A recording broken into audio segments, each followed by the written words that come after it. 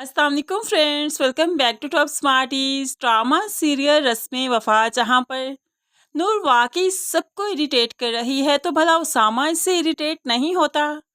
वो बेचारा तो अपनी गलतियों का अजाला करते करते नूर को बर्दाश्त करता ही जा रहा है, लेकिन नूर है कि उसे समझ नहीं आ रही कि उसे थोड़ा सा तो सेट हो जाना चाहिए। अगर फवाद से इतनी ही मोहब्बत करती थी तो अलिशा ने ठीक ही कहा, उसके लिए मर क्यों नहीं गई?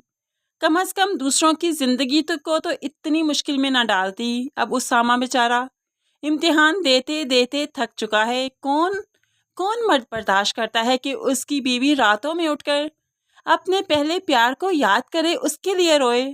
ये तो फिर बस उसामा का ज़र्फ है, वरना हकीकी जिंदगी में ऐसा कोई भी नहीं कर सकता। नूर ना सिर्फ रातों को उठकर रोती है, फवाद को याद करती है, बल्कि वो तो जागती आंखों से भी फवाद को देखती है और फिर सारे घर में भागती फिरती है, फवाद फवाद कहाँ गए, मुझे छोड़कर मत जाओ।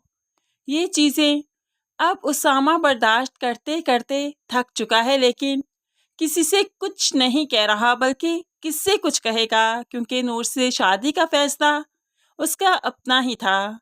लेकिन फिर भी वो नूर को हर मुमकिन कोशिश कर रहा है कि खुश रखे, तभी तो दोस्त होने के नाते दोस्ती का वास्ता देते हुए उसे बाहर रेस्टोरेंट में भी ले जाता है और उसके साथ अच्छा वक्त गुजारता है, जो कि अलिशा देख लेती है, क्योंकि अलिशा की माँ भी उसे ट्रॉमा से निकालने के लिए उसकी दोस्त के साथ रेस्टोरेंट भेज देती है, जिस पर अलिशा नूर और उसामा का ये मंजर देख लेती है तो उसे बहुत गुस्सा आया कि वैसे तो फवाद की माला जपती रहती है और अब उसामा के साथ भी बिल्कुल ठीक है। जब उसे मौका मिला कि उसामा नूर के पास नहीं था बल्कि कहीं उठकर चला गया, तो फौरन से पहले नूर के पास गई। तुम तो फवाद फवाद करती रहती हो और अब ये उसामा के साथ भी इतनी रिलैक्स, इतनी बेतकल्लुफ हो चुकी हो। ये नहीं कि एक के बाद दूसरा मर्द आया तुम्हारी जिंदगी में, तुम्हें कोई फर्क नहीं पड़ा? तो नूर कहने लगी, ये मैं ही जानती हूँ मुझे कितना फर्क पड़ा। तो अलिशा कहने लगी, लोगों को भी बताओ ना, तुम ही क्या जानती हो? इतना ही चाहती थी उसे तो उसके लिए मर क्यों नहीं गई? तो नूर कहने लगी, मरना मेरे इख्तियार में नहीं। तो अलिशा कहने लगी, खुद से मरने की कोशिश तो कर सकती थी ना, एटलीस्ट एक बार तो करती जैसे मैंने की थी। लेकिन तुम्हें शायद कोई फर्क ही नहीं पड़ा, इसलिए तुमने तो कोई कोशिश भी नहीं की। अब पीछे खड़ा उसामा इसकी बातें सुन रहा था, इसलिए तो अलिशा को धुतकार कर नफरत से यहाँ से भेज देता है। लेकिन ये बातें नूर के दिल में रह गई कि वाकई उसने कोशिश भी तो नहीं की।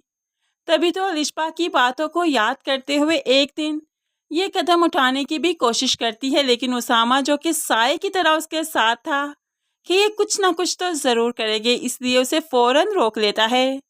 तो नूर रोते हुए कहने लगी, अलिशा ने ठीक ही तो कहा था कि तुमने कितनी आसानी से फवाद की जगह ले ली और मैं कुछ नहीं कर पाई। मैंने तुम्हें उसकी जगह हर क्यों दी? मुझे ऐसा नहीं करना चाहिए था। तो उसामा कहने लगा, मैंने उसकी जगह नहीं ली, बल्कि मैं तो उसकी कमी को पूरा करना चाह रहा हूँ और मैं चाहता हूँ कि मैं उसकी कमी को पूरा कर दूँ। तुम इस तरह की बचकाना बातें करके, इस तरह की बचकाना हरकतें करके सबको परेशान मत करो। वाकई पहले ही सभी बहुत परेशान हैं हमारे रिश्ते को लेकर, क्योंकि तुम बदल नहीं रही, तुम्हारे अंदर ज़रा भी फ्लेक्सिबिलिटी नहीं, तो तुम मज़ीद सबके लिए परेशानी का बाइस मत बनो। नहीं, तुम्हें क्या लगता है तुम्हारे लिए ये सब कुछ मुश्किल है? मेरे लिए बहुत आसान है। क्या तुमसे शादी करना मेरे लिए आसान था? क्या फवाद को भूलना मेरे लिए आसान है? नहीं, कुछ भी आसान नहीं है। ना ही मैं बहुत खुशी से ये सब कुछ कर रहा था, लेकिन वक्त का यही तकाजा था और मुझे यही सब कुछ करना था। नसीब में भी यही लिखा था और मैंने नसीब को कबूल किया। काश तुम भी कर सकती, तुम्हारे अंदर भी इतनी फ्लेक्सिबिलिटी होती। अब नूर वाकई सोचने पर मजबूर है, क्या वाकई वो हालात को एक्सेप्ट नहीं कर पा रही? क्या वाकई वो इतनी डफर है कि हालात को नहीं समझ पा रही?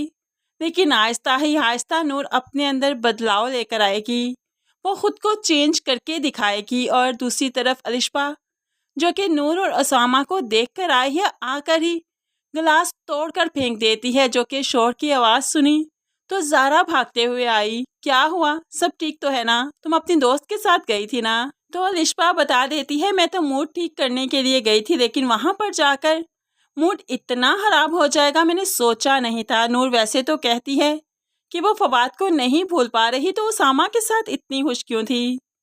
اب زارا کہنے لگی تم اس چیز کو ایکسیپٹ کرو کہ وہ دونوں ایک ہو چکے ہیں، ان کے راستے ایک ہیں۔ اگر اسامہ کی زندگی میں تمہارے لیے گنجائش ہوتی تو وہ نور کو کیوں اپناتا؟ تم اپنی زندگی کو خراب مت کرو، بلکہ اسامہ کو بھول کر کسی اور کو اپناؤ، اپنی زندگی کو آگے لے کر چلو، دیکھنا زندگی تمہارے لیے بہت آسانیاں لے کر آئے گی۔ لیکن ارشپا کو فی الحال کچھ بھی سمجھ نہیں آ رہا، اس کی زندگی تو جیسے اسامہ پر ہی رک گئی، اسامہ پر ہی ٹھہر گئی۔ لیکن اصل زندگی جو رکی ہے فواد کی فیملی کی، کیونکہ فواد کے جانے کا غم، اسے کھونے کا اتنا بڑا دکھ کہ باپ کی طبیعت ناساز رہتی تھی، جس کی وجہ سے آفس زیادہ دن نہیں جانے کی وجہ سے انہیں آفس سے بھی نکال دیا گیا، اور باپ یہ سوچ سوچ کر پریشان ہے کہ ذمہ داریاں کیسے اٹھاؤں، ارم کو کس طرح سے رخصت کروں، کس طرح سے پیسوں کا ارینج کروں۔ اور یہی سوچتے سوچتے باپ جب فواد کی قبر پر کھڑا تھا، آنسو بہا رہا تھا، یہیں پر یہ گر جاتا ہے اور اس کی موت ہو جاتی ہے، اور اس کے بعد اب ارم اور اس کی ماں ہی بچے، یعنی کہ یہ گھر، یہ نسل تو خراب ہو گئی۔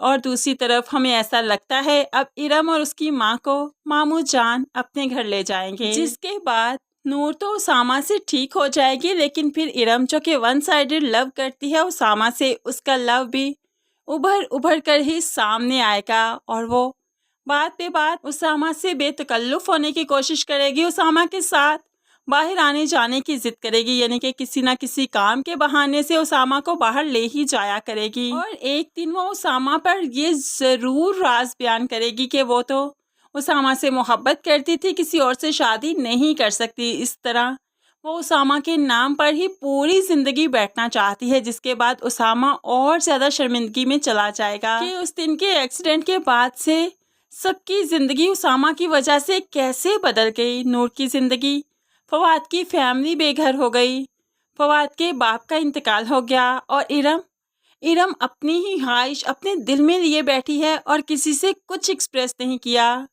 اس طرح سے ہی اسامہ زندگی بھر خود کو فواد کا، اس کے گھر والوں کا مجرم سمجھتا رہے گا، لیکن پھر آخرکار جب نور بالکل اس کے ساتھ سیٹ ہو جائے گی اور ارم کی بھی اچھی جگہ شادی ہو جائے گی، پھر اسے لگے گا کہ اس کی شرمندگی ذرا ختم ہوئی، پھر ضمیر کے بوجھ سے وہ باہر نکلے گا، اور اس طرح سے پھر وہ اچھی زندگی جینا شروع کرے گا، ورنہ اس سے پہلے تو وہ جو زندگی جی رہا ہے وہ کسی عذاب سے کم نہیں، اور نور کے ساتھ رہنا واقعی کسی عذاب سے کم نہیں۔